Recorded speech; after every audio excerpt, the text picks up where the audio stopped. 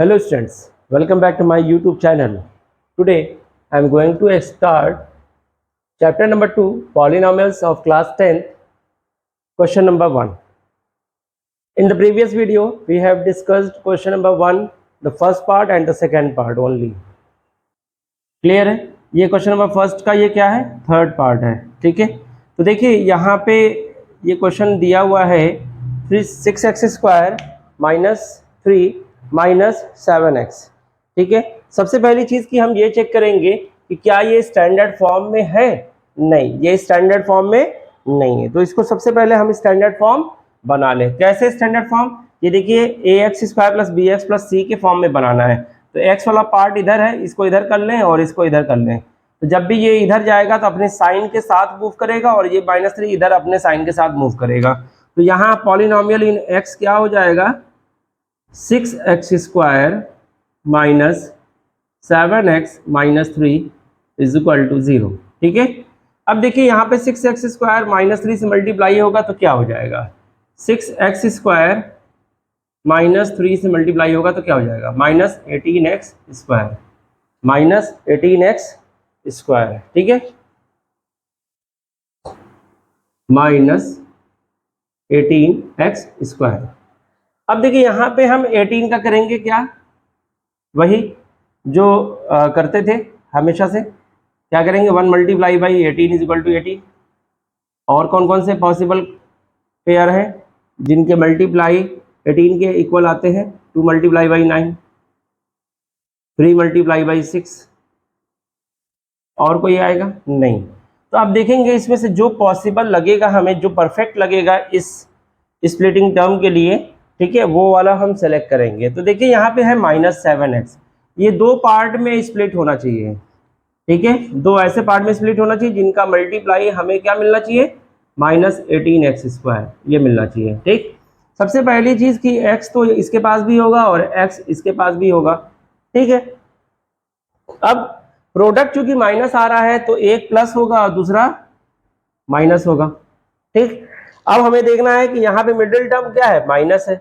तो इसका मतलब कि जो बड़ा वाला नंबर होगा वो माइनस होगा, जो छोटा नंबर होगा वो प्लस होगा. ठीक है, तो अब देखिए इसमें से कॉम्बिनेशन कौन सा है कि जिनका एडिशन या सब्ट्रैक्शन 7 आए. तो देखिए यहाँ पे हमको यही वाला टर्म मिल रहा है, 2 और 9 का कॉम्बिनेशन. -9x कर ले और +2x कर ले. ठीक, तो -9x प्लस 2x करेंगे तो -7x मिलेगा, और इन दोनों का मल्टीप्लाई करेंगे तो -18x² मिलेगा. तो क्लियर है कि हमारा जो मिडिल टर्म है -7x वो इन दो पार्ट में ब्रेक डाउन होगा. ठीक है, चलिए अब हम करते हैं फैक्टराइजेशन. देखिए कैसे, 6x² minus 9x plus 2x minus 3 is equal to 0. अब यहाँ से 3x कॉमन हो जाएगा, इसके पास क्या बचेगा, 2x, क्योंकि 3 2 6 और x into x x², minus इसके पास क्या बचेगा, x तो पूरा निकल गया बाहर तो x तो बचेगा नहीं, 3 3 इज 9, तो ब्रैकेट में क्या होगा, x माइनस 3. अब इसमें भी देख लें, दूसरे वाले ब्रैकेट में क्या आएगा, बिल्कुल सेम वैल्यू आनी चाहिए, 2x माइनस 3. ठीक, इसका मतलब कॉमन क्या होगा, +1. ठीक, क्योंकि +1 जब इससे मल्टीप्लाई होगा तो क्या हो जाएगा, 2x हो जाएगा, और -3 से मल्टीप्लाई हो जाएगा तो -3 हो जाएगा. ठीक, फिर यहाँ से 2x माइनस 3 जो है वो कॉमन हो जाएगा, बाहर निकल जाएगा, और इसके पास बचेगा दूसरे ब्रैकेट में 3x, और यहाँ पे ये जब बाहर निकल जाएगा तो ये बचेगा +1. तो ये हो गया फैक्टराइजेशन खत्म. ठीक, अब यहाँ पे हम x की वैल्यू निकालेंगे, एक बार इसे 0 करके एक बार इसे 0 करके. तो 2x minus 3 is equal to 0, तो क्या हो जाएगा, 2x इज इक्वल टू 3. तो x इज इक्वल टू क्या हो जाएगा हमारा, 3/2. तो ये थी अल्फा की वैल्यू. चलिए बीटा की वैल्यू भी देख लिया जाए. 3x plus 1 is equal to 0, ये 1 उधर जाएगा तो माइनस हो जाएगा, 3x इज इक्वल टू -1, तो x इज इक्वल टू क्या हो जाएगा बच्चों, -1/3. तो ये है हमारा बीटा, ये है हमारा बीटा, और ये है हमारा अल्फा. अब कोफिशिएंट का रिलेशनशिप देख लिया जाए 0 से, ये alpha plus beta, 3/2 plus -1/3 bracket में, क्योंकि माइनस है इसलिए। अब जब ब्रैकेट ओपन होगा तो ये निगेटिव हो जाएगा, ठीक, और 2 और 3 का एलसीएम हो जाएगा 6, 3 3 ज़ा 9, 2 1 ज़ा 2, 9 - 2 हो जाएगा, और ये हो जाएगा 7/6, जो कि -b/a के बराबर होगा। कोफिशिएंट ऑफ x, कोफिशिएंट और coefficient of x square negative sign तो रहेगी ही रहेगी। तो आप देखें यहाँ पे ये तो नहीं है, यहाँ पे स्टैंडर्ड फॉर्म है, तो b की वैल्यू है -7, b की वैल्यू क्या है, a की वैल्यू क्या है, सबसे पहले ये देख लिया जाए। a की वैल्यू है 6 और b की वैल्यू क्या है -7 और c की वैल्यू है -3। देखिए a की वैल्यू 6, b की वैल्यू -7 और c की वैल्यू है -3। तो यहाँ पे देखेंगे जब -b करेंगे तो ये b जो है हमारा निगेटिव है, तो जब -b करेंगे तो ये कन्वर्ट होकर के पॉजिटिव हो जाएगा, तो 7 हो जाएगा, और अपॉन a मतलब 6 हो गया यहाँ पे। तो इसका मतलब कि -b/a जो इसके साथ जीरोस के साथ है, रिलेशन बिल्कुल सही है, ठीक। अब हम यहाँ पे कर लें अल्फा इंटू बीटा वाला, यानी अल्फा क्या है 3/2, मल्टीप्लाई करेंगे -1/3 से, ये 3 से ये 3 कट जाएगा और आ जाएगा -1/2। देखिए -1 ऊपर है, नीचे 2 है, तो -1/2। अब इसको हम कंपेयर करेंगे किससे, रिलेशनशिप किससे दिखाएंगे, c/a से। देख लें c की वैल्यू क्या है यहाँ पे -3, तो -3 हो जाएगा। a की वैल्यू है 6, तो -3/6, जब वैल्यू 3 से कटेगी, 3 1 ज़ा 3, 3 2 ज़ा 6, तो -1/2। तो इसका मतलब कि ये रिलेशन सही है, ठीक है, क्लियर है। तो ऐसे हम जीरोज और कोफिशिएंट के बीच रिलेशनशिप को शो करते हैं, क्लियर है।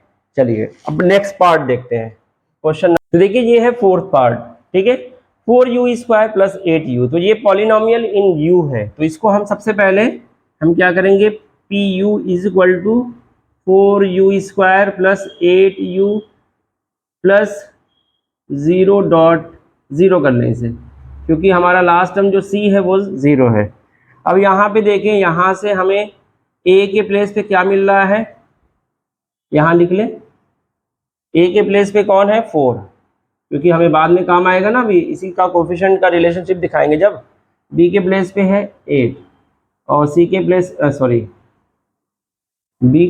b की वैल्यू है 8 और c की वैल्यू है 0, क्योंकि देखिए लास्ट टर्म जो है ना वो नहीं है यहाँ पे, तो लास्ट टर्म क्या हो जाएगा, 0 हो जाएगा, ठीक है।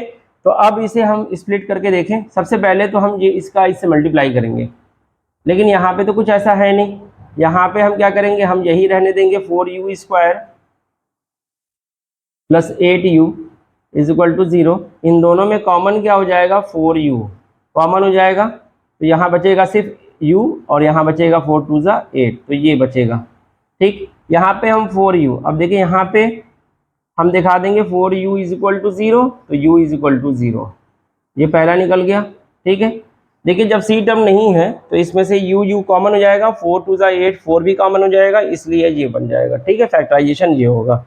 जब c टर्म नहीं दिया है तो हम कैसे इसे मल्टीप्लाई करें और कैसे स्प्लिट करें, ठीक, क्योंकि जब इससे मल्टीप्लाई करेंगे तो हो जाएगा 0, तो क्या हम इन दोनों को ऐसा स्प्लिट करें कि ये 0 हो जाए, तो क्या फ़ायदा है ऐसे टर्म से। यहाँ पे हमारा क्या है, यहाँ पे 4u² है + 8u है, इन दोनों में हम कॉमन ले सकते हैं 4u, ठीक है, कॉमन ले लिया तो ये हो गया। यहाँ से हमें u की वैल्यू क्या मिल जाएगी, 0, क्योंकि 4u = 0, तो u = 0 हो जाएगा। यहाँ पे u + 2 क्या है, u + 2 = 0, तो u की वैल्यू क्या आ जाएगी, -2, ठीक है। अब देखिए यहाँ पे क्या करना होता है, जब देखिए एक चीज़ हम बता दें कि जब तीनों टर्म दिए हो तब आप उस चीज़ को करें तो ज़्यादा अच्छा होगा आपके लिए। बस इतना ही समझें, क्योंकि आप क्लास 10th में हैं इसलिए, क्योंकि बहुत ज़्यादा डीपली जाने की ज़रूरत नहीं है। आपको मेनली ये है कि आपका ये क्वेश्चन समझ में आ जाए, आपका कॉन्सेप्ट क्लियर हो जाए, ठीक है। तो यहाँ से हमें अल्फ़ा की वैल्यू क्या मिली, हमें 0, और बीटा की वैल्यू क्या मिली हमको, -2, ठीक। अब जरा रिलेशनशिप देख लेते हैं, 0 + -2 क्या हो जाएगा, -2, जो कि -b/a के बराबर है। देख लें यहाँ पे b कौन है, b की वैल्यू क्या थी, b की वैल्यू -8 हो जाएगी, क्योंकि b की वैल्यू 8 है तो माइनस बी रखेंगे तो -8 अपॉन a की वैल्यू कितना है, a की वैल्यू है 4, तो -8/4 जब करेंगे तो -8/4 करेंगे तो ये 4 से कट जाएगा 2 टाइम में, तो -2 आ जाएगा। ठीक, तो ये -2 आपका बिल्कुल सही है, इसका मतलब रिलेशनशिप सही था।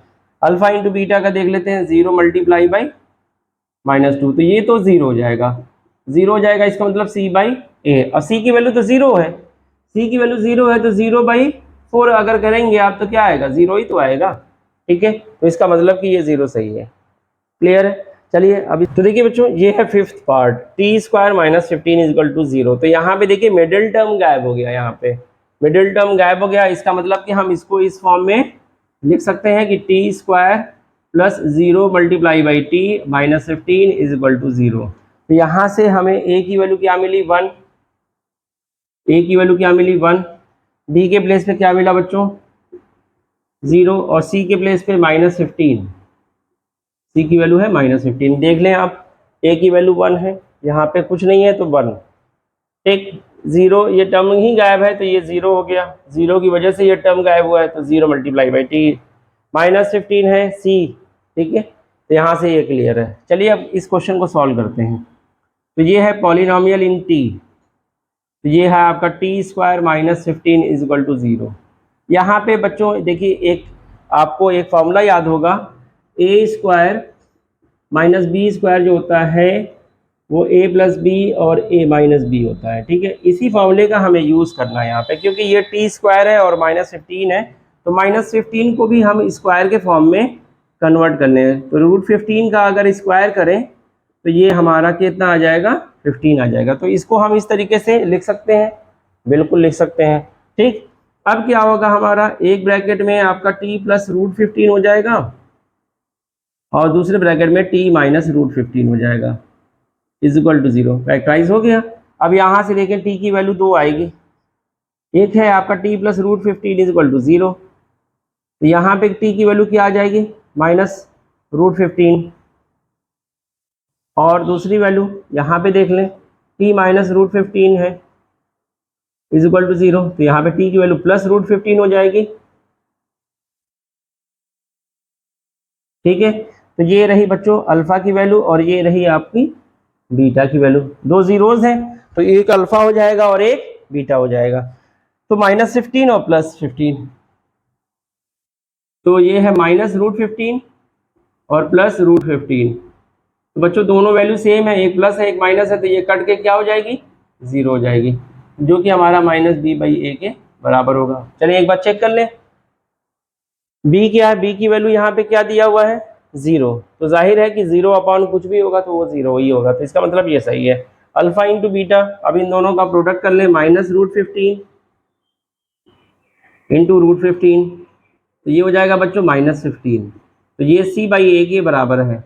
कैसे, एक बार मैच कर लें, c कितना है -15, a कितना है 1, तो -15/1 कितना आएगा, यहाँ पे -15 आएगा, इसका मतलब ये सही है। ठीक है, now come to the next part, that is question number first का लास्ट 6 पार्ट। चलिए तो देखिए, ये है question number 6 part, question number 1 का 6 पार्ट। ये है पॉलिनॉमियल इन x। सबसे पहले हम इसको क्या करेंगे, polynomial in x is equal to 3x² minus x minus 4 is equal to 0। फिर वही चीज़ करेंगे, इसका इससे क्या करेंगे, मल्टीप्लाई करेंगे 3x² का -4 से, तो क्या हो जाएगा बच्चों, -12x²। अब हम 12 को फैक्टराइज कर लें। चलिए 12 किसका, 1 इंटू 12 होता है, 1 इंटू 12 होता है, 2 इंटू 6 हो सकता है 12, 3 इंटू 4 हो सकता है 12, और फिर 4 इंटू 3, 6 इंटू 2 और 12 इंटू 1, यही चीज़ रिपीट हो जाएगी, फिर रिवर्स बैक हो जाएगी। ठीक है, तो अब देखिए यहाँ पे सबसे पहली चीज़ कि कौन सा पेयर हमको सबसे सही पड़ रहा है, सबसे सुटेबल फॉर दिस वन। तो ये -1 है, -x, ये दो पार्ट में स्प्लिट करना है और ऐसे स्प्लिट करना है कि इनका प्रोडक्ट क्या आ जाए, -12x² आ जाए। ठीक है, ये आना चाहिए। अब देखिए यहाँ पे कौन सी ऐसी पॉसिबिलिटी है जिसको, अच्छा, और इन दोनों टर्म को ऐड या सब्ट्रैक्ट करने पे माइनस एक्स मिले हमें। तो देख लें यहाँ पे 1 इंटू 12 नहीं पॉसिबल है, क्योंकि इन दोनों का जब अगर सम या सब्ट्रैक्शन करेंगे तो ये 1x नहीं आएगा, 2 6 का भी नहीं आएगा क्योंकि 4 का डिफरेंस है।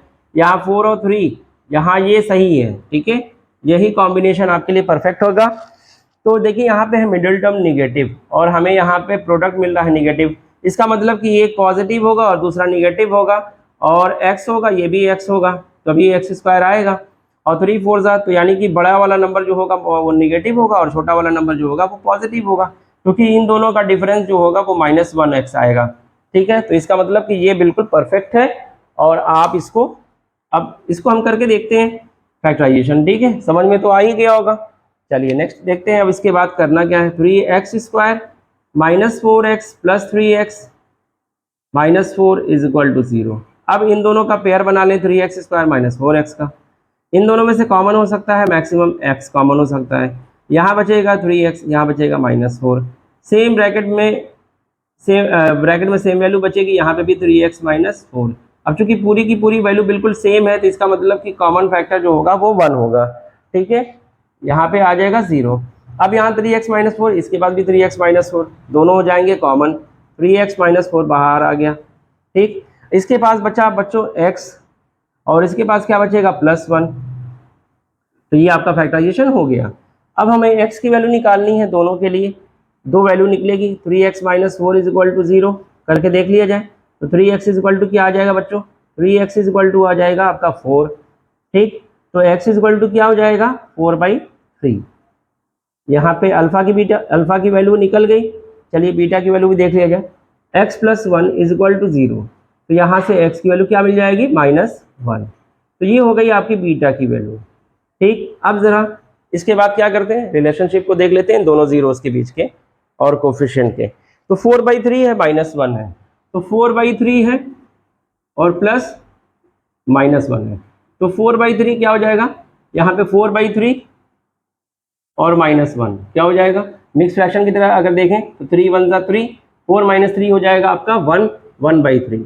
अब इसका अल्फा प्लस बीटा होता है -b/a, अल्फा प्लस बीटा होता है -b/a। एक बार चेक कर लें b की, यहाँ पे देखें a की वैल्यू क्या थी, a की वैल्यू है आपकी 3, b की वैल्यू क्या है -1 और c की वैल्यू है -4, b की वैल्यू है -1 और c की वैल्यू है -4।